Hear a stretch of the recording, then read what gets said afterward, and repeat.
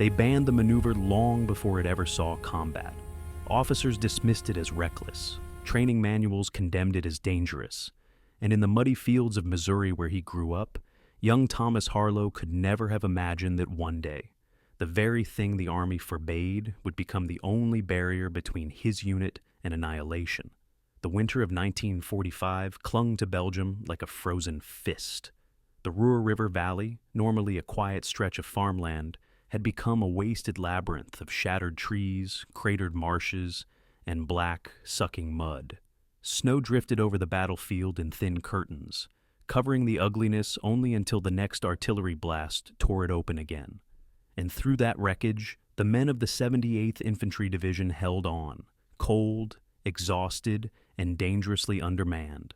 On the night of February 11th, the air was so bitter it hurt to breathe.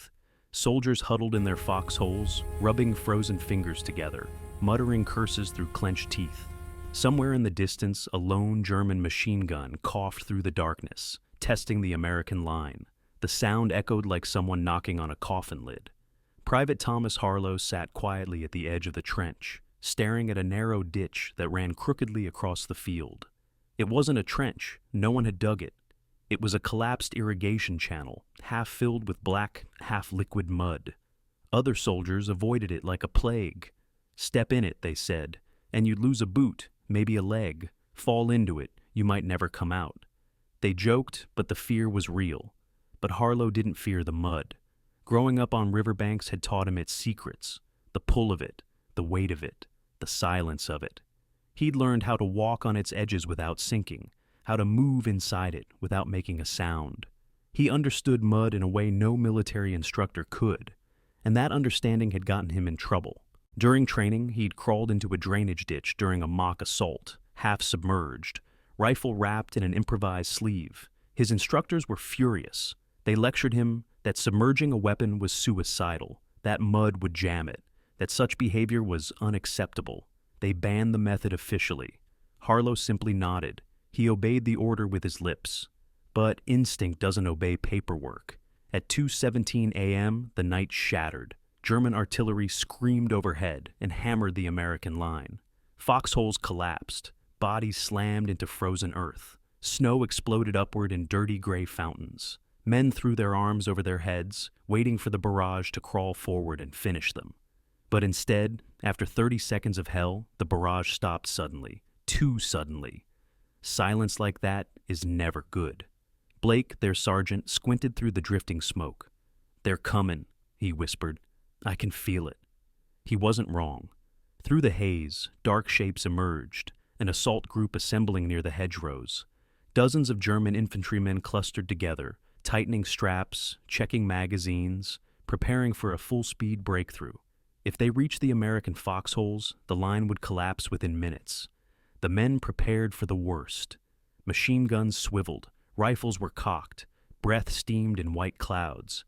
But Harlow wasn't looking at the Germans. He was looking at the ditch, that long black ribbon of mud, invisible from above, curving right toward the assault formation, like a natural trench carved by time. Before anyone could stop him, or even understand what he was doing, Harlow slipped over the edge of the foxhole and lowered himself into the ditch. The mud swallowed him instantly up to the ribcage, cold knifed into his bones. But he moved forward with the slow, steady rhythm of a man who had done this 1,000 times before. Sarge Blake hissed, "Harlow, you idiot, get back here!" But Harlow didn't hear him, or pretended not to. He crawled. Every inch felt like wrestling the earth. His breath made tiny ripples on the mud surface. His rifle, wrapped in the oil-soaked poncho sleeve he'd crafted long ago, stayed above the muck just enough to keep the action clean. The moon hid behind thin clouds, giving him cover. He crawled until the German voices were close enough that he could hear individual breaths. He stopped, slowly peeled the poncho sleeve off the rifle chamber, angled the weapon sideways to avoid clogging the action, and fired. The shot wasn't a crack. It was a muffled punch of sound swallowed by mud. The German NCO dropped instantly. Panic rippled through the group. Soldiers spun in every direction, searching trees, bushes, shadows. They saw nothing. Another shot. A second man fell. Another. Panic deepened. The Germans shouted conflicting orders, firing wildly toward the wrong places. They expected fire from ahead. They never imagined it was crawling toward them from below. Within 60 seconds, the formation collapsed. Men fled. Others crawled backwards in terror. A full assault had died before taking its first step. Harlow stayed silent, letting the chaos wash past him. He sank deeper into the mud, invisible. Back at the line, the Americans stared in disbelief. Their rifles hadn't fired once, yet the Germans were retreating in confusion. Blake whispered, "Holy Christ, he's still out there." The second wave formed 20 minutes later, larger, more prepared, but rattled. They advanced with caution, moving like men expecting ghosts. They weren't entirely wrong. Harlow crawled again, inching closer, using the mud as insulation, cover, and camouflage.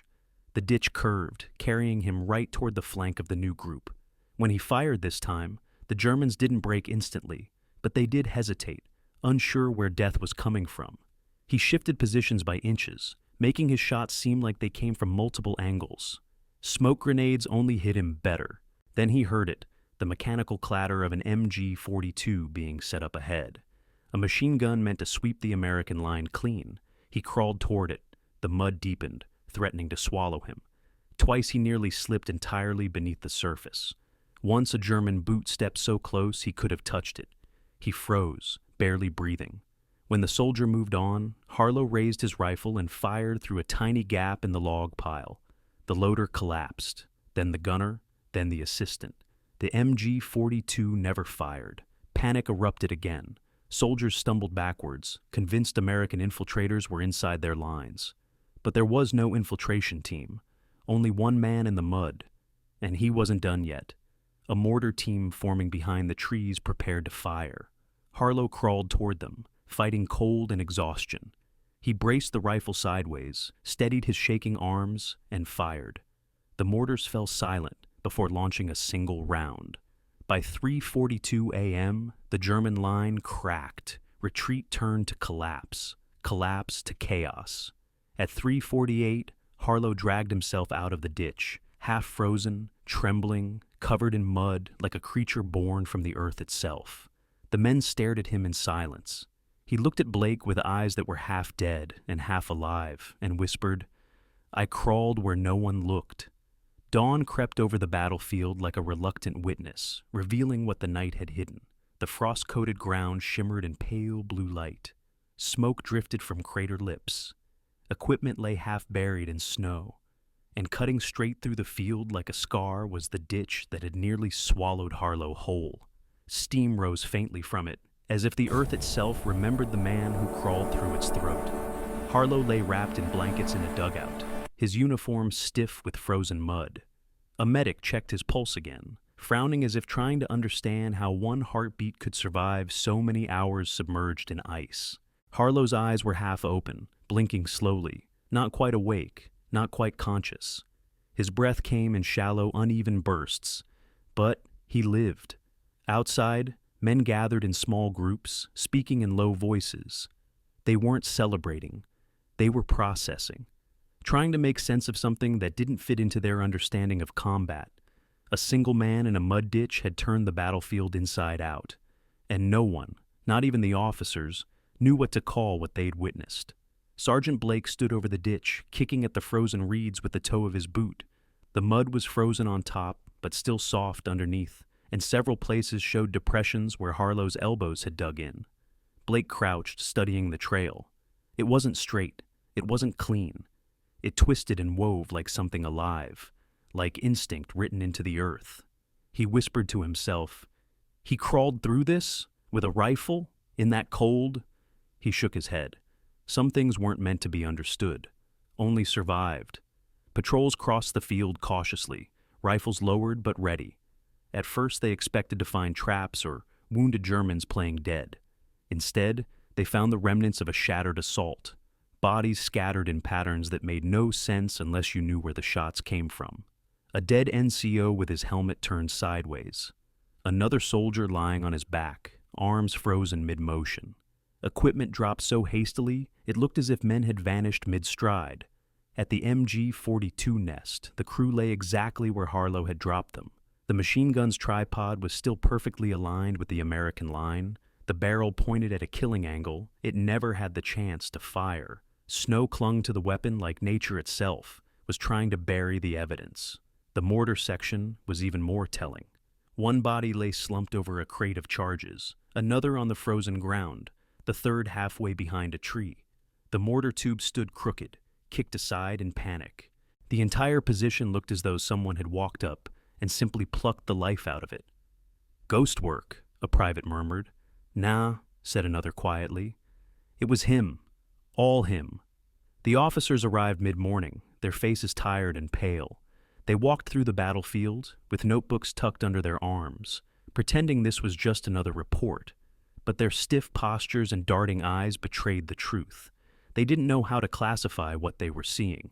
They had fought long enough to understand that some things in war defied doctrine. One lieutenant approached Blake. "Sergeant, what exactly happened here?" Blake stared at the man for a moment, then pointed to the ditch. "He did." The lieutenant followed the gesture and frowned. Trench?" "No," Blake said flatly. "A ditch. Nature made it." "And Private Harlow crawled through that?" "Not crawled," Blake corrected. "He moved through it like he belonged there." The lieutenant scribbled something into his notebook, but the expression on his face said he wasn't writing what Blake actually meant. Back in the dugout, Harlow slowly regained strength. When he finally sat up, the medic was startled. "You should still be unconscious," the medic said. Harlow just shook his head and reached for his canteen. His fingers trembled, but his eyes were clear. "How long was I out?" "Couple hours," the medic said. "Most men would have lost toes in that cold, some whole limbs." Harlow nodded once, as if accepting the information without fear. "Men okay?" he asked. The medic blinked. "Which men?" "Our line. Still here, because of you." That answer hit Harlow harder than any bullet could. He nodded again, slower this time, absorbing the weight of it. When he stepped outside the dugout, the entire line paused, not dramatically, but noticeably. Men glanced his way. Some nodded, some avoided eye contact, unsure what to say. Harlow didn't acknowledge any of it. He simply tightened his jacket and walked toward the ditch to see it in daylight. As he approached, Blake crossed his arms, ready to scold him. But when Harlow stepped up beside him, Blake's face softened. "You look awful," Blake muttered. Harlow shrugged. "Ditch wasn't warm." They stood there together, staring at the path. "You could have died out there," Blake added. "I almost did." "So why didn't you turn back?" Harlow bent down, touched the mud with his gloved hand, and spoke without looking up. "Because I heard the MG being set up. If it fired, we'd be burying half the company." Blake's jaw clenched. He understood. He didn't like it, but he understood. The officers held a debrief later. They gathered around a table marked with maps and pins. Harlow stood before them, stiff and pale, answering questions with the same simplicity he had used in training. "How did you approach the first assault group?" "Crawled through the ditch." "How close did you get?" "Close enough to hear them whisper." "How did you avoid being seen?" "No one looks at mud." One colonel frowned. "Why didn't you return to the line after disrupting the first assault?" "Because they were setting up a machine gun." "You engaged it alone?" "Yes." "How did you avoid freezing to death?" Harlow's answer was a quiet shrug. "Kept moving." The officers exchanged silent glances. There was no box to put this into, no tactic manual that covered it, no chapter titled, "When One Man Stops an Assault, Single-Handedly Using Terrain Like a Weapon." What Harlow did wasn't recklessness. It wasn't bravery in the traditional sense. It was instinct, raw, unteachable instinct. Finally, one officer closed his notebook. "That'll be all, Private." As Harlow stepped outside, Blake approached him again. "What did they say?" "Not much," Harlow replied. "What did you say?" "The truth." Blake smirked. "Well, that's always inconvenient for officers." In the afternoon, reinforcements arrived, men fresh from the rear, bundled in clean coats, their boots not yet soaked through with misery. When they heard the whispers about what happened the night before, they laughed it off. Rumors always flew at the front, but when they walked near the ditch and saw the trail Harlow had carved, their laughter died. One man crouched and pressed his hand into the depression left by Harlow's elbow. The mud still remembered him. "Jesus!" the newcomer whispered. "He crawled through this?" Another soldier answered, "He didn't crawl, he hunted." The nights that followed were uneasy. No major attacks came, no large artillery barrages, but German patrols approached the line multiple times, only to turn back suddenly, as if the memory of the unseen shooter still haunted them. By day, men reinforced the line. By night, they spoke quietly around small fires, wrapped in blankets, trying to ward off the cold. Conversations always circled back to the same topic: how one man had done what an entire company couldn't. They never called him a hero. Soldiers rarely do that for the living. Instead, they said something far more meaningful. "He's the one who went into the mud." It became a quiet badge of respect, a way of acknowledging something beyond medals, something that belonged not to the army, not to reports, but to the men who had lived through the nightmare. Harlow didn't talk much, but his presence changed something in the line. Younger soldiers instinctively crawled lower. They studied the ground more than before. They shifted their movement patterns. Unspoken lessons spread, less about technique, more about mindset, trusting the terrain, reading it, understanding that sometimes the earth shields you better than any wall. War teaches with brutality, but that night taught with possibility. The weather shifted again on the 8th day after the assault. Clouds drifted low over the valley, smothering the horizon in a dim gray haze. Snow began to fall, not the violent, wind-whipped kind that stings the skin, but slow, drifting flakes that settled gently on helmets and rifle stocks. It gave the battlefield an almost peaceful appearance. Almost. But the men who lived there knew better. Peace was just a pause between storms. Harlow walked the line in slow, steady steps, testing his legs. The numbness from the ditch still lingered deep in the muscles, like a memory the body refused to let go of. When he flexed his fingers, they cracked from dryness. When he touched his rifle, the cold bit through the gloves. But he didn't complain. He moved with the quiet resolve of a man who didn't need to prove anything anymore. Some soldiers watched him with open respect, others with quiet unease, as if still unsure whether he was entirely human after surviving the night the way he had. Harlow ignored both reactions. He wasn't interested in what men thought of him, only in what the ground was telling him. And the ground was uneasy. Each morning, the forest line across the field seemed slightly different. New sets of German tracks appeared, then vanished. Patrols reported hearing whispers in the darkness, quiet voices in a language they couldn't place, too close for comfort. One squad claimed they saw a lantern flicker briefly behind the trees, then go dark. The Germans were watching, waiting, measuring. War has a rhythm, and Harlow felt it shifting again. The officers convened another briefing. The maps spread out on crates were stained with coffee rings and mud fingerprints. The battalion commander traced a line with his glove. "They'll test us again before they fall back to the Siegfried line," he said. "They need to know if we're weak here." The lieutenant asked, "What kind of test?" The commander didn't answer immediately. Instead, he looked toward the forest through the tent flap. "The kind that comes after midnight," he finally said. "When tired men make mistakes." Harlow stood near the back of the tent, silent.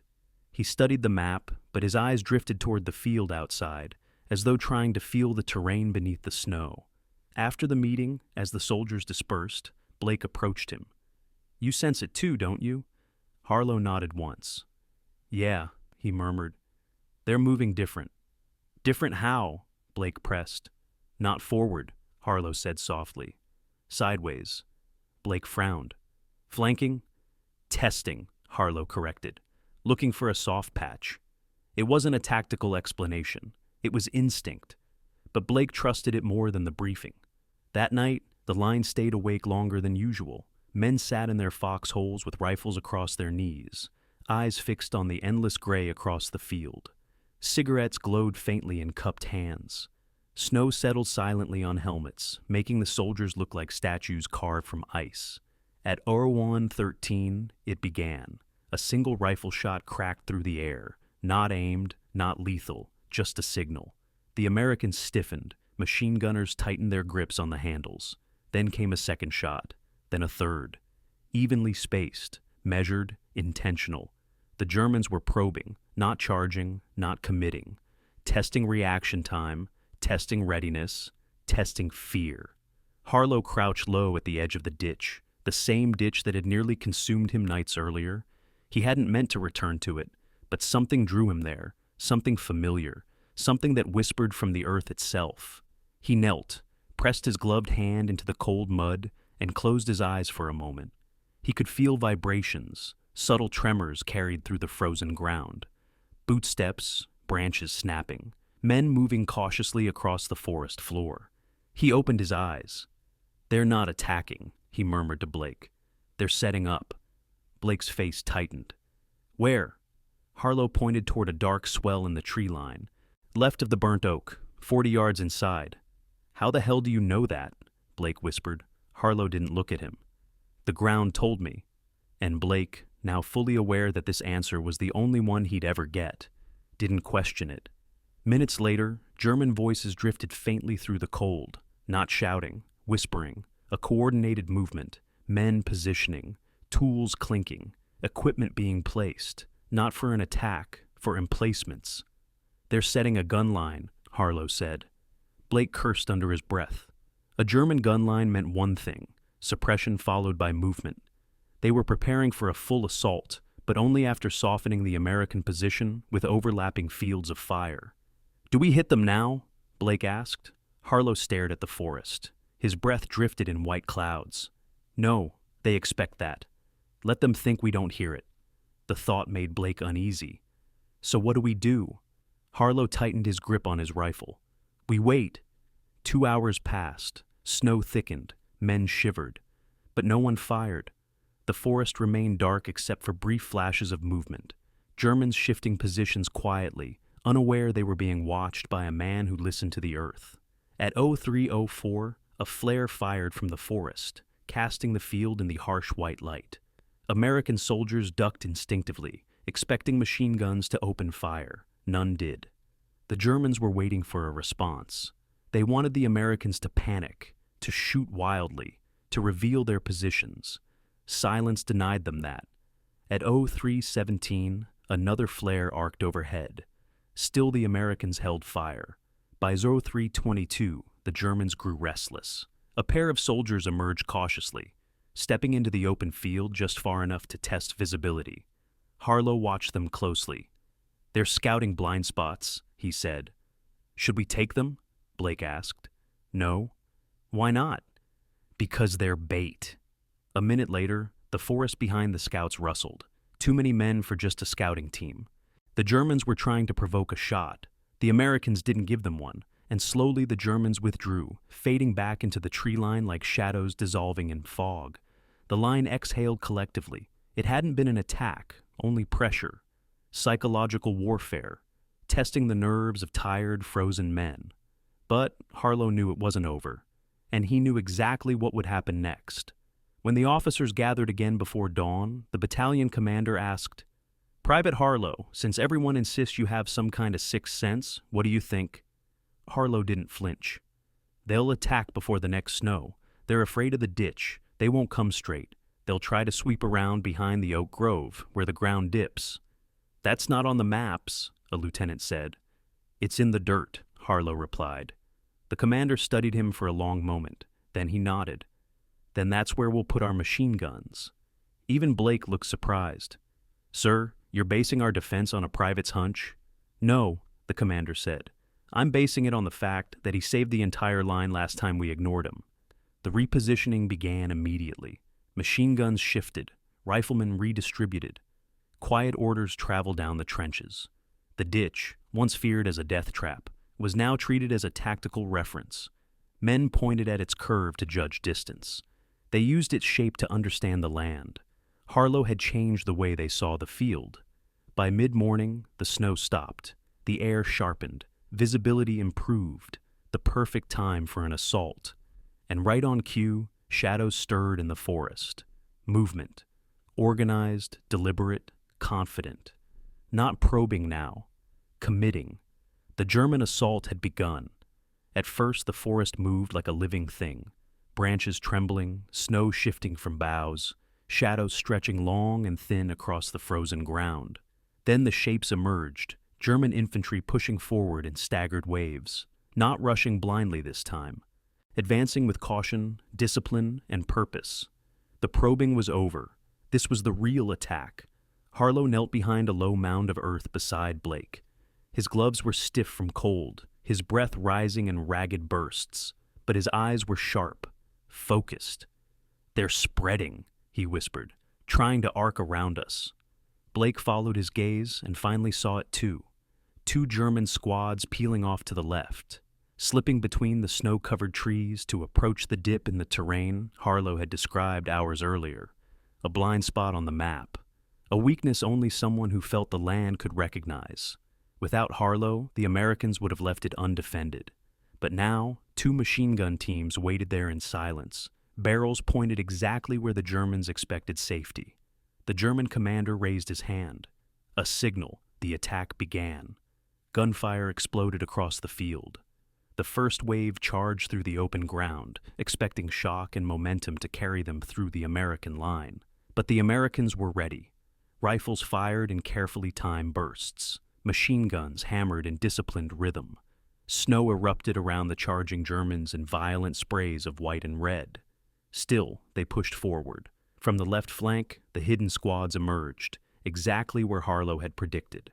For a moment, the maneuver looked perfect. They had slipped into the dip unseen, moving quickly toward the American rear. Then the American machine guns opened. Muzzle flashes lit the grove like lightning trapped beneath the branches. The German flanking unit stumbled, collapsing in waves as they tried to retreat into the dip. But the terrain betrayed them. Just as it had revealed itself to Harlow, the dip funneled them, trapped them, exposed them. The machine gunners swept the position clean.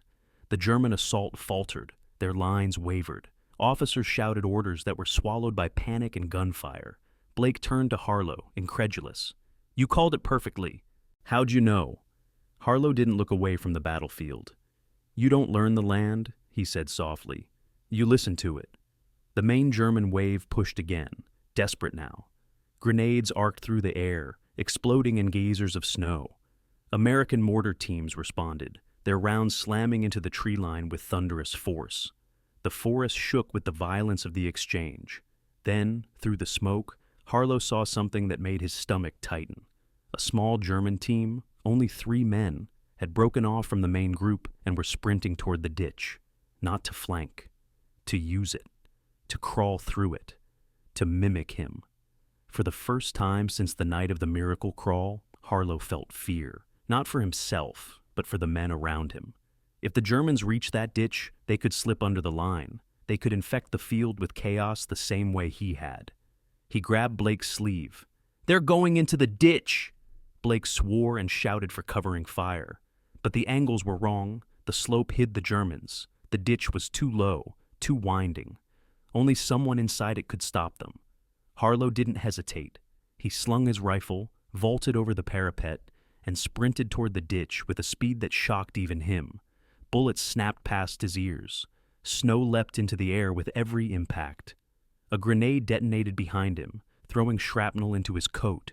He didn't stop. He crashed into the ditch, mud splashing around him, the cold gripping him instantly like a familiar, unwelcome embrace. The Germans were ahead, close. He could hear their breathing, their grunts as they sloshed through the sludge. He crawled faster. Every motion was agony. Every pull of his arms felt like dragging a mountain. But the ditch remembered him. It guided him. The mud clung to him like an ally, silencing his movements, dulling the splashes, masking his breath. He rounded a curve and saw them, 3 silhouettes moving through the darkness, rifles slung, bodies low, thinking they were invisible. Harlow lifted his rifle. The first shot echoed like a muffled heartbeat. The lead German slumped. The others turned, too slow. A second shot. The second man fell sideways into the mud. The third scrambled, panicking, trying to crawl backward. Harlow didn't fire. He moved. He lunged through the ditch, grabbed the man by the collar, and dragged him upward. The soldier kicked wildly, sending mud flying. But Harlow held him easily. Mud made everyone equal, and fear made them clumsy. A brief struggle, a grunt swallowed by sludge, and the ditch fell silent again. When Harlow emerged moments later, the field erupted in cheers. Soldiers who moments earlier had been pinned down or fighting desperately now roared with triumph. Blake ran toward him, slipping on ice, grabbing Harlow's shoulders. "You idiot!" Blake shouted, half laughing, half crying. "You crazy damn river rat! You saved the whole flank!" Harlow leaned forward, breathing hard, mud dripping from his coat, his hands trembling with exhaustion. But he was alive, and the ditch, once feared, once mocked, had saved the line again. The German assault didn't recover. Whatever hope they had died in that ditch. Their officers signaled retreat. Men scrambled back into the forest. Within minutes, the battlefield quieted. Snow drifted again, softly covering the horrors of war. Harlow stood in the silence, chest heaving, staring at the ditch. "You want to go back in?" Blake joked weakly. Harlow managed a small smile. "No," he whispered. "I think I've done enough crawling for one war." The sun broke through the clouds for the first time in days. Light spilled across the battlefield, glinting off helmets, rifles, and the long, winding ditch that had rewritten the fate of their entire unit. The war moved on. Battles came and went. Men were wounded. Some died. Others went home. But the story of the mud crawl stayed alive. Not in official reports, not in training manuals, but in the breaths of the soldiers who passed it down like a sacred secret. And years later, long after the fronts had quieted and the uniforms were hung in closets, the men would gather at reunions and say the same words. "We held that night because one man crawled where no one else would." History forgot his name. The army never honored him. But the men who lived because of him never forgot. And now you know the story too. If you want more forgotten accounts like this, more buried heroism, more impossible battlefield ingenuity, more Babauru stories that slipped through the cracks of official history, then you're in the right place. This is WDW2 Memory, where the unsung become unforgettable. Subscribe, leave a like, and tell us where you're watching from. Because your support keeps these memories alive, and makes sure no story like Harlow's ever sinks back into the mud.